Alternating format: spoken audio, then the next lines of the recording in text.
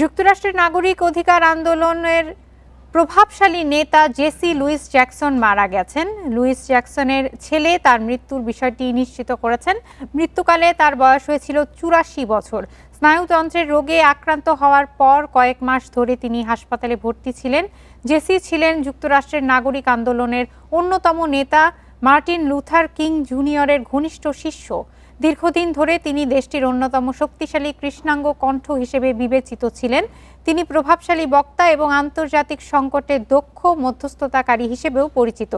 ১৯৮০-এর দশকে তিনি দুবার যুক্তরাষ্ট্রের প্রেসিডেন্ট পদে প্রতিদ্বন্দ্বিতা করে আলোড়ন সৃষ্টি করেছিলেন। তিনি যে আদর্শের জন্য জীবন কাটিয়েছেন তা ধারণের মধ্য দিয়েই তার স্মৃতিকে সম্মান জানানো হবে বলে জানিয়েছে তার পরিবার।